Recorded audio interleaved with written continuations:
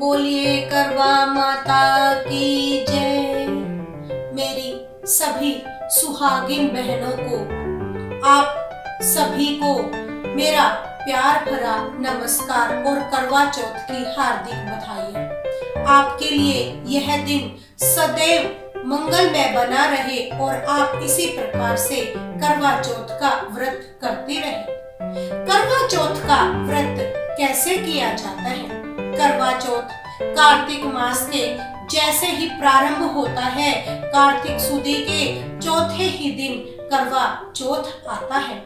इस दिन मिट्टी के पात्र यानी मिट्टी के घड़वे में जल भरकर उसके ऊपर गेहूं के दाने व फल श्रद्धा अनुसार रखकर उसके ऊपर वस्त्र, जो भी आपको दान करना है वह वस्त्र रखें और उस पर श्रद्धा अनुसार दक्षिणा भी रखें। जिस प्रकार वृक्ष का और फल का संबंध होता है, उसी प्रकार सास और उसके पुत्र का भी संबंध होता है।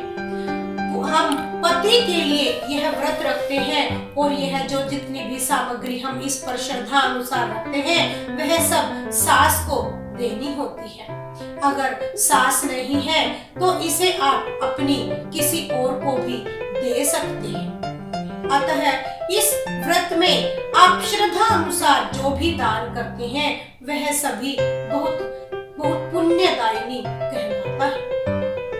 करवा चौथ की कहानी। एक बार एक करवा होती है, वह अपने पति के साथ एक बहुत सुंदर गांव में रहती है और गांव के ही बीचों बीच नदी भी होती है। वह सुबह सुबह अपनी पत्नी से कहता है कि मैं नदी में स्नान करके अभी आया। उस दिन करवा चौथ का व्रत रखती है। कार्तिक मास के चौथ का व्रत रखने के लिए वह पूरी तरह से श्रृंगार करके अपने पति के इंतजार में बैठ जाती है। लेकिन जब उसके पति काफी समय तक नदी से स्नान करने के पश्चात नहीं लौटते तो वह खुद ही नदी के किनारे पर चली जाती है और वह देखती है कि एक मगरमच्छ ने उसके पति को पकड़ा हुआ है। करवा यह सब देखकर अचंभित हो जाती है और फटाफट अपने पतिव्रत धर्म का पालन करने के लिए सीधे यमलोक में यमराज के पास चली जाती है। यमराज के पास जाकर वह कहती है कि इस मगरमच्छ ने मेरे पति को पकड़ा है और आज मैंने अपने पति के लिए व्रत रखा है। पतिव्रता होने के कारण उसके पतिव्रत धर्म में इतनी शक्ति थी कि वह सीधे यमलोक में पहुंच जाती है। यमराज कहते हैं कि मैं आपके पति की किस प्रकार रक्षा करूं? करवा कहती है कि आप इस मगरमच्छ को मौत दे दीजिए और इसे मृत्यु प्राप्त हो जाएगी तो यह मेरे पति को अपने आप ही छोड़ देगा। यम भगवान कहते हैं कि मैं इसे नहीं मार सकता क्योंकि अभी इसका जीवन बचा हुआ है। तब करवा कहती है कि अगर आप ऐसा नहीं करेंगे तो मैं आपको श्राप दे दूंगी। यम भगवान कहते हैं कि ठहरो, मैं कोई उपाय करता हूँ। और इस प्रकार उसने कहा कि आपके पति की आयु बहुत लंबी हो। इस प्रकार कहते ही मगर ने उनको छोड़ दिया। जिस प्रकार हे करवा माता आपने अपने पति की रक्षा की, उसी प्रकार आप सभी के पतियों की रक्षा करें और अपनी कृपा दृष्टि पर बनाए रखें। श्री गणेशाय नमः। करवा चौथ के इस कथा के पश्चात अब हम भगवान गणेश की भी स्तुति व उनकी व्रत कथा सुनेंगे। कर्कम क्षीर संपूर्णा तोयम पूर्णम अथापि वा ददामि रत्न संयुक्तम चिरंजीव तुमे पति इति मंत्रेण कर्कान् प्रदिद्या द्विज सतमे श्वासिनी भयो दध्य उच्च आदधाताभ्य एव वा एवं व्रतया करुते नारी सौभाग्य कामया सौभाग्यं पुत्र पौत्र आदि लभते सुस्थिर अंश्रियाम। ओम श्री गणेशाय नमः। अब इसकी हम कथा सुनते हैं। बोलिए गणपति भगवान की जय। करवा चौथ की कहानी सुनने के पश्चात हम गणेश भगवान की भी कहानी कहते हैं। एक बुढ़िया माई थी, वह अंधी थी।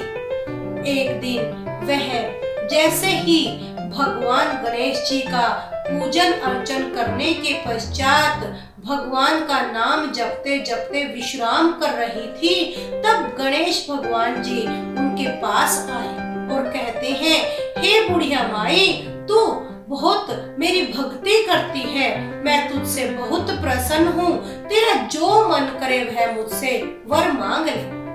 बुढ़िया बोली कि हे भगवान, अगर आप मुझसे प्रसन्न हैं तो मुझे कुछ मांगना तो नहीं आता, आप कल आ जाना, मैं कल आपसे अपना वर मांग लूंगी।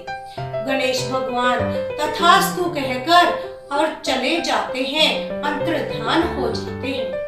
अंधी बुढ़िया माई अपने पुत्र और पुत्र वधू से कहती है कि मुझे गणेश भगवान ने दर्शन दिए हैं, तो मैं उनसे क्या मांगू। तब पुत्र कहता है कि हे माँ, आप भगवान गणेश से बहुत अधिक धन संपत्ति मांग लो। और बहू कहती है कि नाती पोते मांग लो। तो बुढ़िया माई कहती है, ये तो अपने अपने स्वार्थ की बात कर रहे हैं, मैं औरों से पूछती हूँ कि मैं क्या वर मांगू भगवान गणेश से। तब वह पड़ोसिनों के पास जाती है। सभी कहते हैं, हे बुढ़िया माई, तू ये मांग ले, हे बुढ़िया माई, तू अपने लिए अच्छा सा घर मांग ले, अपने लिए अच्छा सा दामाद मांग ले, अपने लिए अच्छा सा पुत्र वधू पोता मांग ले। तब बुढ़िया सोचती है, ये सब भी अपने अपने मतलब की बात कहते हैं। वह अंत में अपनी एक पुरानी सखी के पास जाती है और वह उसे बताती है। तो वह कहती है कि बहन, अब तेरी जिंदगी तो थोड़ी सी बची हुई है, तू अपनी आंखें मांग ले, जिससे जो बची हुई जिंदगी है वह तेरी सुख से कट जाए। तब बुढ़िया कहती है, ये भी मेरे काम की बात नहीं है, अब मैं क्या मांगूंगी, कल भगवान गणेश आएंगे। अब वह पूरी रात्रि इसी चिंता में बिता देती है। तो जब भगवान गणेश अगले दिन उसी समय पर आते हैं, तो वह बुढ़िया कहती है कि मैं भगवान गणेश आपको शत शत नमन करती हूँ और मैं आपसे अपना वर मांग रही हूँ। भगवान गणेश कहते हैं कि तू जो चाहे वह मांग ले।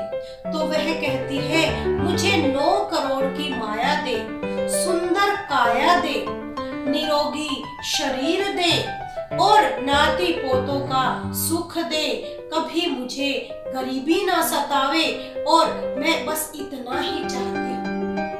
भगवान गणेश कहते हैं, बुढ़िया माई, तुम तो बड़ी चालाक निकली, तुमने तो एक ही झटके में इतनी सारी चीजें मांग ली, तुमने तो मुझे ठग लिया।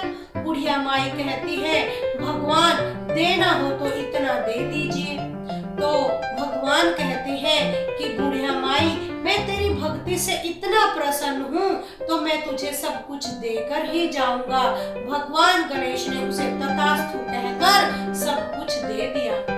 जिस प्रकार हे भगवान गणेश, आपने बुढ़िया माई को सब कुछ प्रदान किया और उसकी पूरी पुश्तैनी जो उसके आने वाली पीढ़ियां थी वे सब सुधार दी, उसी प्रकार से हे गणपति भगवान अपने सब भक्त जनों पर, अपनी सब सुहागिन माताओं पर भी अपनी कृपा दृष्टि बनाए रखना। बोलिए गणपति भगवान की